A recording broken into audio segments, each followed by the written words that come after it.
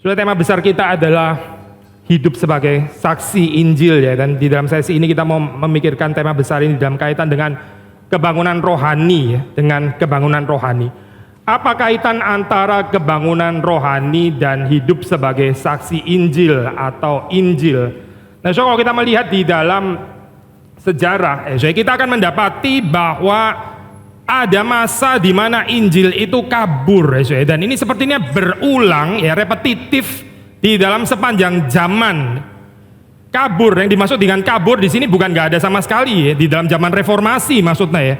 Tentu saja kita nggak bisa mengatakan waktu itu gereja Roma Katolik menjadi ateis gitu ya, terus jadi menyembah Baal, ya tidak, ya tetap membicarakan ada Kristus ya, tapi Kristus yang seperti apa gambarannya. Jadi bukan nggak ada sama sekali pengertian Kristen pada saat itu sehingga totally murtad sampai wah ini perlu dari nol ya, mesti dari pertama lagi. Dan justru bahayanya ada di sini kan ya, bukan nggak ada Injil, bukan nggak ada pembicaraan tentang Injil, bukan nggak ada pembicaraan tentang Kristus, tetapi terlalu banyak campuran, bukan lagi solus Kristus, ada tambahan. Kristus iya ya, tapi jangan lupa ya, itu dukung uang itu indulgensi ya, karena kita lagi perlu ini untuk bangun-bangunan. Jadi ada tambahan ya. Perlu perbuatan baik ya, nggak cukup, perlu tambahan ini karena kan kamu nggak sayang apa sama anggota keluargamu yang ada di purgatori sana, kan itu harus ditolong. Jadi bagaimana ya, persembahan dong, persembahan gitu. Apakah ada Kristus? Ada, bukan nggak ada gitu, tapi Kristus yang sangat redup ya, sangat redup. Dan kalau sudah melihat di dalam kebangunan rohani ya, ini dibangkitkan ya, apa Injil yang murni dari Injil yang banyak campuran, bukan Injil yang nggak ada loh, bukan gitu. Sekali lagi ya, bukan Injil yang sama sekali nggak ada. Demikian waktu sudah melihat di dalam berbagai macam ini ya, cerita kebangunan rohani itu terjadi terutama di gereja, karena gereja mulai lupa Injil yang sederhana itu seperti apa. Joel Beeke di dalam artikel The Age of the Spirit and Revival ini PRJ 2,2 tahun 2010 kalau sudah mau ini ya baca itu. Dia mengatakan waktu di dalam revival itu yang terjadi sebetulnya adalah normal Christianity itu ya, normal Christianity, kekristenan yang seharusnya itu di-heighten, ditekankan bukan diubah gitu. Nah ini penting ya Tuhan waktu membangunkan gerejanya itu bukan memberikan sesuatu yang baru yang nggak pernah ada gitu, misalnya tadinya nggak pernah ada geblak-geblakan, sekarang jadi ada geblak gitu misalnya. Tadi nggak ada orang yang lempar jas, sekarang jadi ada orang yang lempar jas dan sebagainya. Itu baru itu nggak ada gitu. Itu bukan revival gitu, tapi revival sesungguhnya itu apa? Sederhana mengembalikan manusia, mengembalikan orang percaya untuk berfokus pada Injil, dan Injil yang murni ya, Injil yang murni. Solus Kristus, bukan pakai tambahan lagi.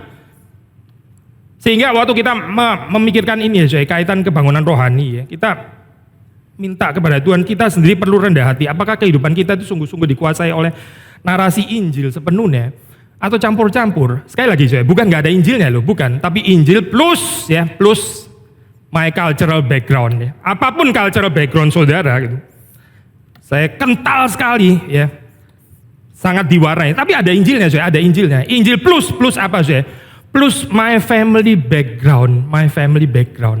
Saya sudah dididik oleh keluarga saya di dalam ini campur, ceritanya campur dengan Injil Injil plus keunikan biografi saya gitu. Bukan nggak ada Injilnya, tapi ada biografi saya yang sangat kental gitu ya.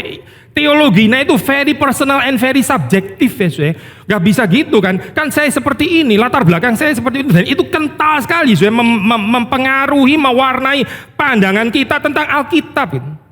Saudara, kita khawatir ya waktu kita ini pengkhotbah seperti saya dan seperti kita waktu melayani, waktu kita baca Alkitab, kita bukan membicarakan Kristus secara kelimpahan, tapi kita bicarakan Kristus yang cocok dengan karakter saya gitu. Ini mengkorting Kristus ya. Kalau saudara misal ini contoh, saudara ada orang yang suka merenung ya. Saudara ntar bacanya Alkitab, maka pagi-pagi benar Yesus pergi ke satu tempat yang desolate dan sebagainya. Ya, karena kita memang suka merenung orang ya gitu. Ayat yang terkhotbahkan adalah ayat-ayat yang cocok dengan apa? Saya punya temperamen gitu. Tapi yang nggak cocok ya, mungkin saudara orang yang melankolik, ayat-ayat yang misalnya bicara tentang fighting spirit, sebenarnya ini kayaknya pengkhotbah lain lebih cocok daripada saya gitu ya. Atau mungkin sebaliknya gitu. Orang yang kolerik ya mengkhotbahkan ya ini semuanya yang ada kaitannya dengan kolerisisme. Tetapi ayat-ayat yang bicara tentang ketenangan dan sebagainya ini apa sih kayak gini nih? Gak jelas kayak gini. Datanglah kepadaku yang memberikan rest apa? Apa itu rest gitu? Sehingga akhirnya Injilnya itu di-courting, Kristusnya itu Kristus parsial gitu. Dan ini bahaya loh, itu siapa? Saya lupa, teolognya siapa? Kalau nggak salah John Piper atau siapa ya? Anyway, perkataan yang lebih penting daripada teolognya. Dia mengatakan kita jangan preach the gospel too low ya. Jangan preach the word of God too low. Too low itu apa maksudnya? Dibatasi ya oleh kelebihan saudara dan saya.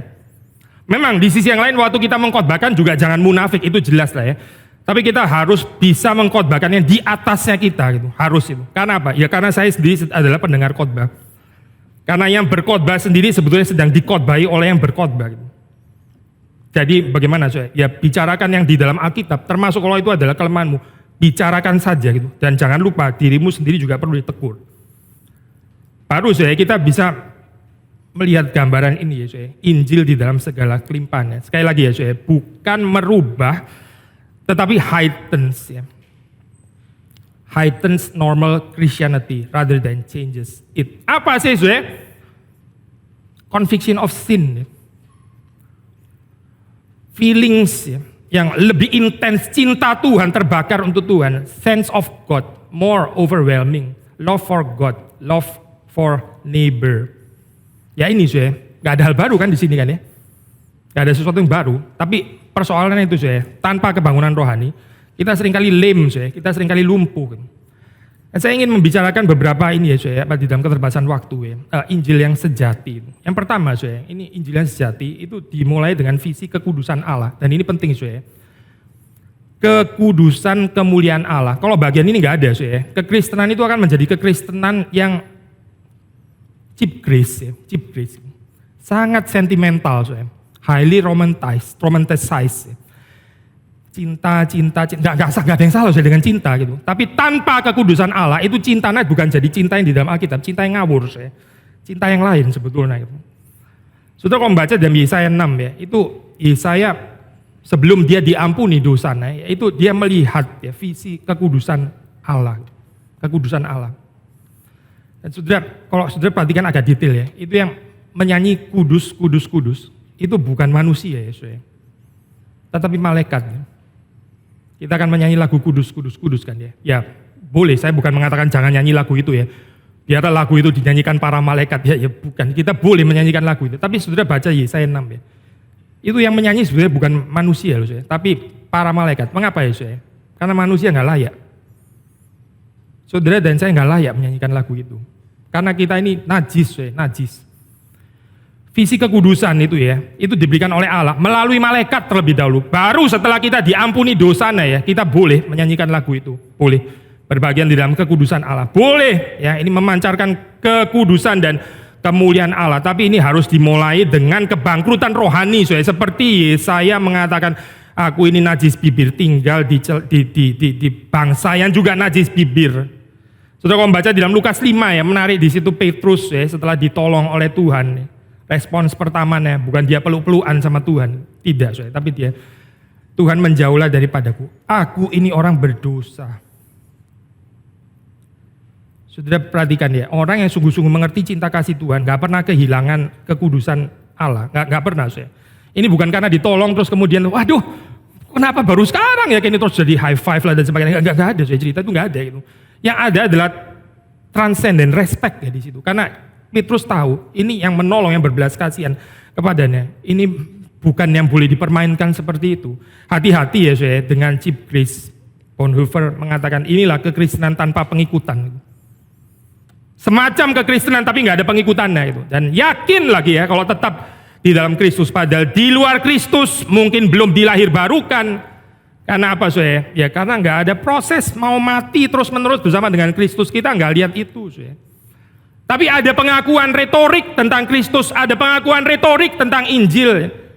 Tapi kehidupan yang gak ada hubungannya dengan Injil, gak ada hubungannya dengan narasi Injil. Dan gak disadari juga. Yang penting apa? Ya penting kita bicara Injil sudah gitu. Apakah itu kekristenan Itu satu keadaan yang perlu kebangunan rohani. Nah, setelah kekudusan Allah lalu apa? Setelah kekudusan Allah itu manusia dibawa kepada bahasa Inggris ya, conviction of sin, terror of conscience. Ini ya, atau istilah sederhana guilt ya, guilt. Ini penting ya, saya.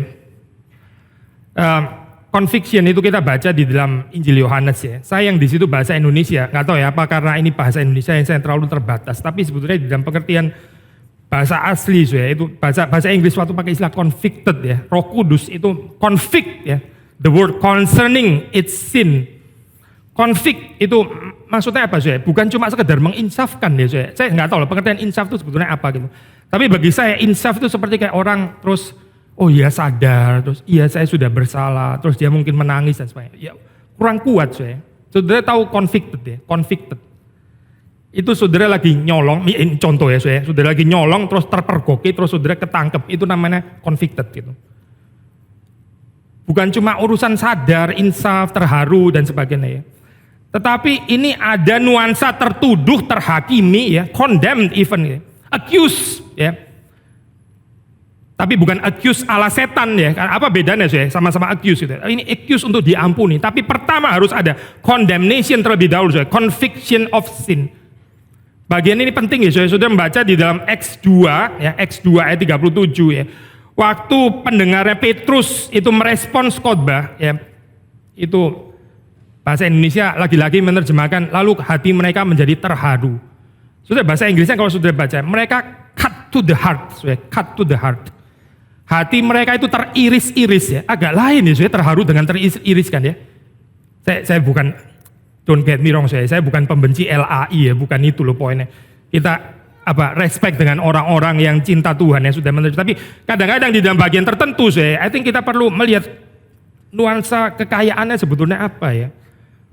Karena itu karena konsep-konsep seperti ini kalau sudah membaca dalam cerita kebangunan rohani ya, itu seringkali didahului oleh seorang atau beberapa orang ya, yang menangisi keberdosaan gereja dan masyarakat, tapi gereja sudah terlebih dahulu.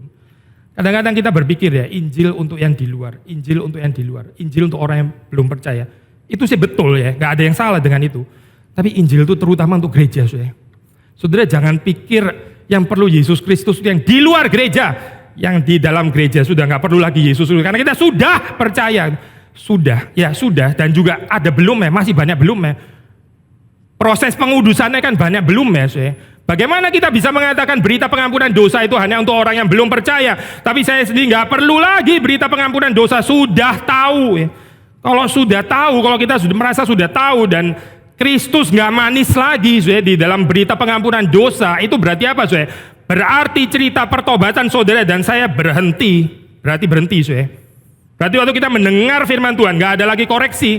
Koreksi selalu untuk orang yang di luar yang belum percaya Kristus itu. Saya sudah diampuni sepenuhnya. Semua pembicaraan firman Tuhan saya sudah lakukan sejak masa muda saya. Sounds familiar sudah? Itu sudah kulakukan sejak masa muda saya. Mau beritanya apapun ya, mengasihi Tuhan, kasihlah Tuhan Allahmu dengan segenap hatimu. Itu sudah kulakukan sejak masa mudaku.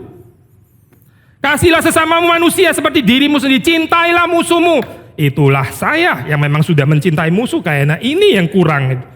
Orang yang di luar itu yang perlu mengerti. Saya sih kayaknya sudah ya. Ini gentle reminder saja untuk saya. Thank you ya pastor untuk gentle reminder. Apa bedanya Bedanya dengan pendengaran Petrus adalah mereka cut to the heart. Mereka itu teriris hatinya. Bukan thank you Petrus, what a gentle reminder berita tentang salib. Bukan bukan. Ini bukan reminder, bukan. Ini adalah satu berita yang menusuk sebetulnya. Maka saudara melihat ya, orang-orang yang dipenuhi dengan perasaan Tuhan gerakkan ya, yang diberikan privilege ya untuk menanggung beban kebangunan rohani. Ini saudara bisa baca di dalam cerita ya, ada kesamaan di sini. Mereka peka sekali melihat keberdosaan gereja sebelum melihat keberdosaan masyarakat ya. Kenapa sih mulai dari gereja dulu? Banyak, salah satu saja ya. Kalau kita lebih melihat dosanya masyarakat daripada gereja, itu berarti gereja self-righteous. Kalau saudara selalu pikir yang di luar yang lebih perlu Yesus, tapi kita nggak terlalu perlu Yesus, karena kita sudah, lagi-lagi asal alasan sudah. Gitu. Lalu saudara akan selalu memosisikan sebagai posisi pengajar yang lain. Gitu. Saudara, kita belum selesai loh jadi murid ya, belum kan? Belum loh. Kita masih belajar kan, masih diajar oleh Tuhan. Maka waktu kebangunan rohani ini ya dimulai, sudah melihat di situ ada orang-orang yang dengan agony of the soul, agony itu agak susah ya saya menerjemahkan ke dalam bahasa Indonesia. Dengan air mata, dengan tangisan yang berat saya. Ravenhill ya, seorang yang menulis tentang kebangunan rohani. Saya percaya dia sendiri seorang revivalist. Dia bilang kalimat seperti ini saya. Kalimat ini sangat menegur ya. Dia bilang, ini bicara tentang gereja ya. We have many organizers. Organizer itu banyak di dalam gereja. But few agonizers. Few agonizers. Orang yang menangis itu sedikit. Organizer banyak, rapi bikinnya. Don't get me wrong ya saya. Kita perlu organizer, for sure perlu saya. Karena event seperti ini, ya tentu saja perlu ada organize itu. Itu organizer satu hal saya, bukan sesuatu yang jahat ya, bukan. Tapi siapa yang menangisi saya? Agonizernya gereja itu siapa? Many players, banyak pemain, sedikit. Many players, many payers, banyak pemain, banyak pembayar, banyak orang persembahan. Few prayers, sedikit ya yang berdoa. Silakan cek saya persekutuan doa gereja saudara dan saya. Silakan cek.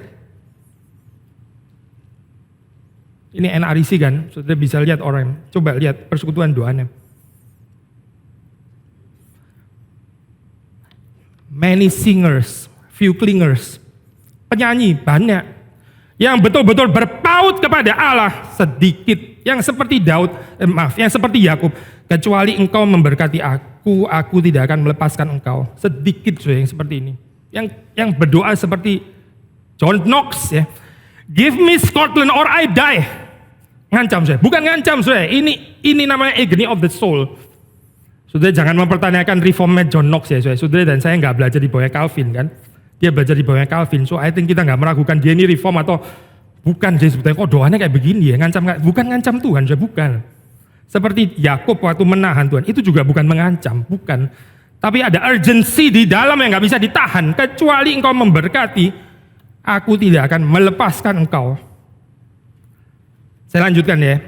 Lots of pastors, banyak pendeta-pendeta. Few wrestlers. Yang seperti Yakub, sedikit. Many fears, banyak ketakutan. Few tears, sedikit air mata. Much fashion. Dekorasi, banyak. Tapi sedikit passion. Many interferers, penasehat. Sebentar, bukan gini ya, saya kasih tahu ya, ini salah, ada gini, mesti gini. Banyak sudah interferers, banyak. Few intercessors, yang berdoa syafaat, sedikit. Many writers, banyak penulis, tapi few fighters. Yang betul-betul berperang, ya.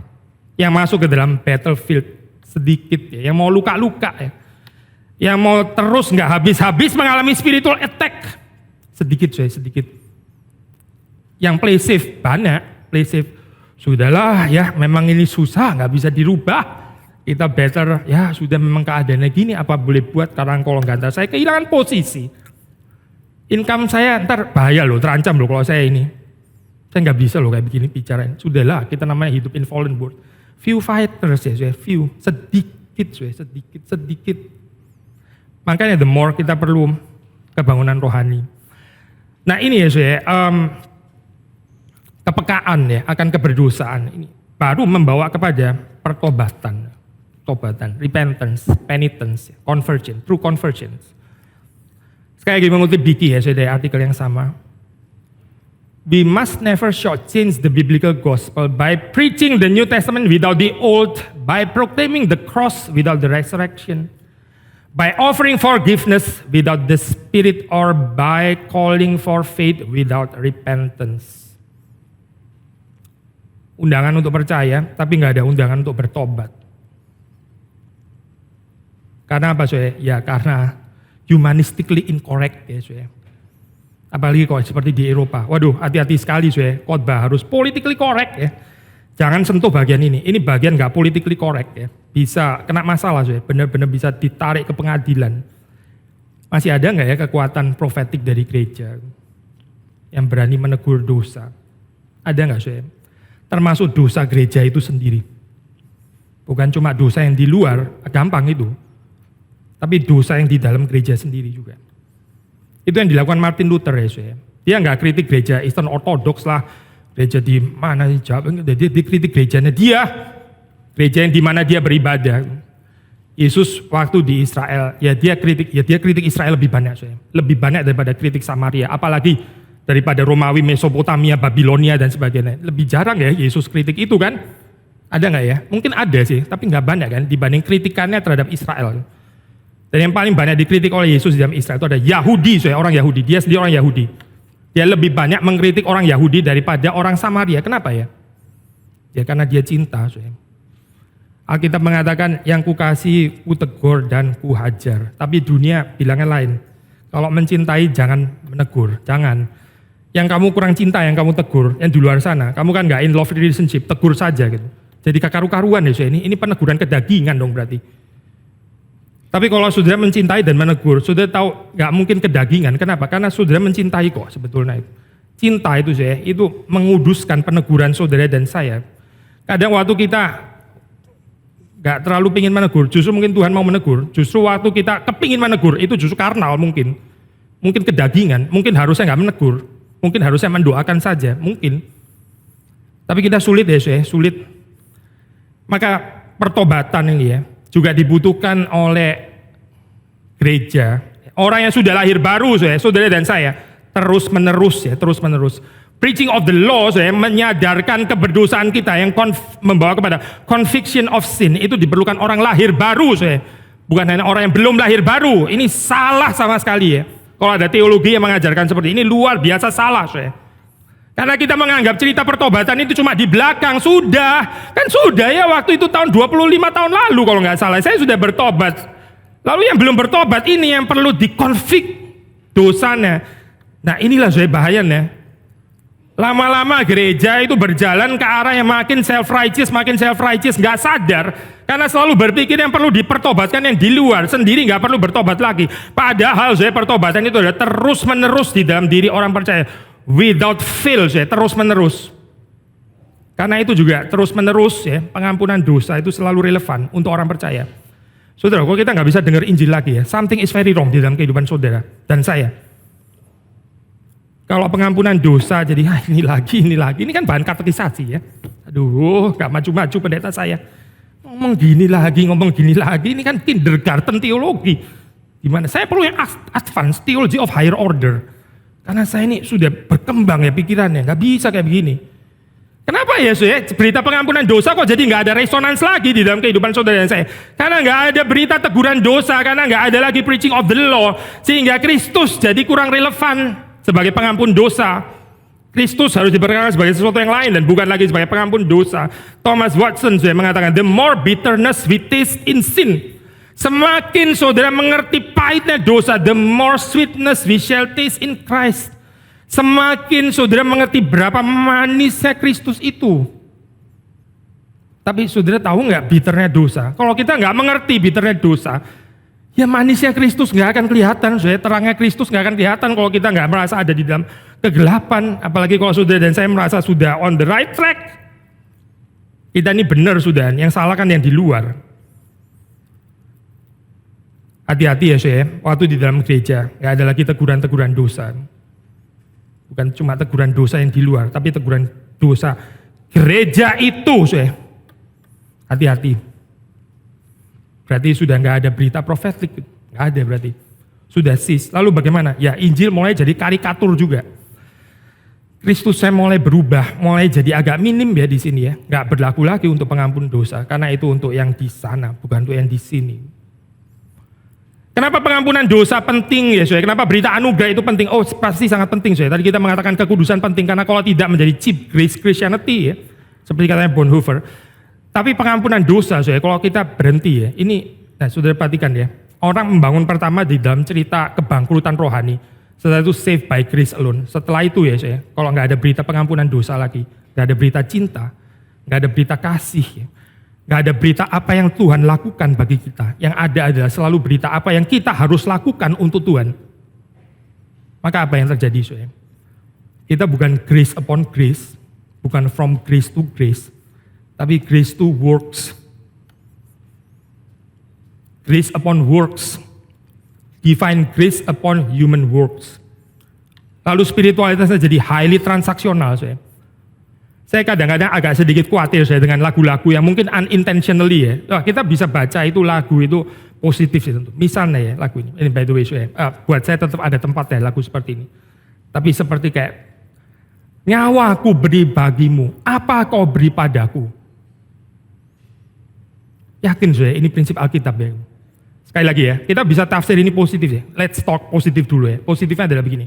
Ini untuk orang-orang seperti saudara dan saya yang males ya, yang males lalu perlu ditegur. Tuhan itu sudah mati bagimu. Kamu kok nggak melakukan apa-apa bagi Tuhan? Oke, itu sangat tepat untuk konteks seperti itu saya. Tapi kebahayaannya adalah grace-nya Tuhan kok jadi transaksional gini ya.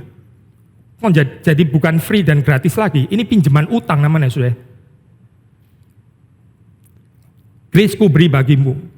Apa kau beri bagiku? Bayar dong. Yakin sudah bisa bayar ya. Saudara yakin bisa membayar darah Kristus itu? Memang saudara bisa melakukan apa yang bisa membayar darah Kristus? Saudara melakukan good works apa sih yang bisa menandingi mahalnya darah Kristus? Lalu saudara merasa bersalah kalau nggak membayar saudara bisa membayar setimpal memang. Akhirnya kita bukan driven by love ya, spiritualitas kita driven by fear, literally by fear. Karena kita takut terus gitu ya, takut saya nggak bisa membayar darah Kristus. Kelihatan seperti baik, tapi ini legalisme sebetulnya saya. Ini legalisme, ini bukan kekristenan. Driven by guilt, perasaan bersalah yang nggak pernah selesai. Padahal Kristus sudah menyelesaikan itu di atas kayu salib. Enggak. Kristus menyelesaikan itu di atas kayu. Tapi saya harus melayani Tuhan baik-baik ya. Oh saudara, saya bukan against pelayanan baik-baik ya, saya jangan salah mengerti. Tapi pelayanan baik-baik itu bukan membayar darah Kristus ya, saudara. Bukan. Saudara dan saya nggak pernah bisa membayar itu. Waktu saudara melayani itu lagi-lagi Tuhan memberikan, lagi-lagi dia memberi.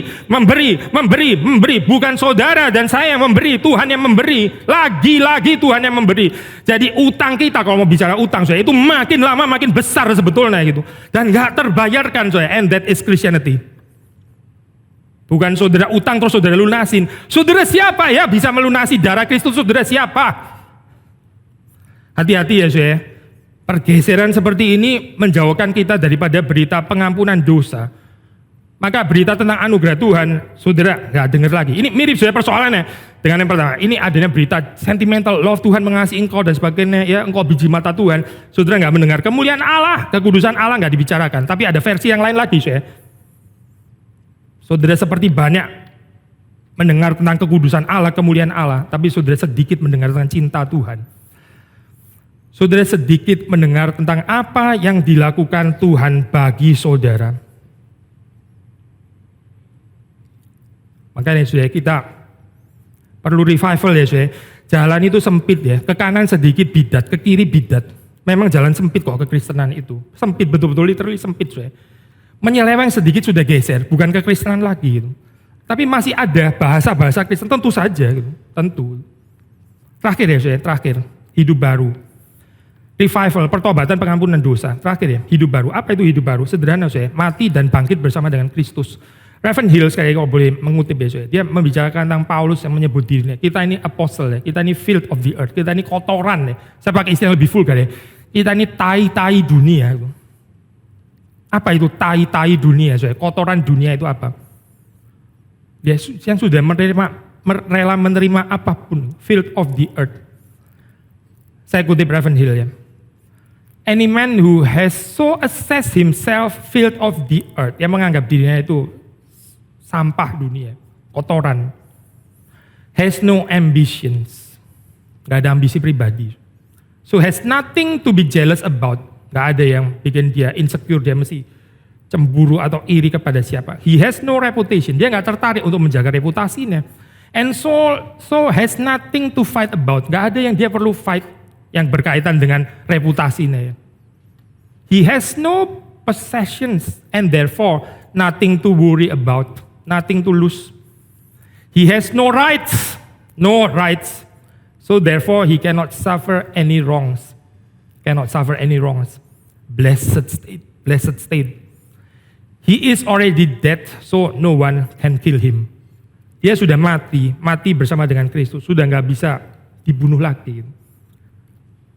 Tapi bagaimana saya kehidupan saudara dan saya? Apakah kita betul ya mati bersama dengan Kristus?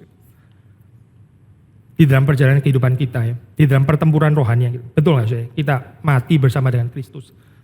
Kalau kita masuk di dalam persekutuan penderitaan dan kematian Kristus ya ini mirip seperti yang dikatakan seperti ini saya. Tapi berapa banyak saya orang yang dikuasai oleh ego. Katanya Kristus gitu. Tapi union with Christ cuma di dalam wilayah akademik ya. Wilayah teoretikal.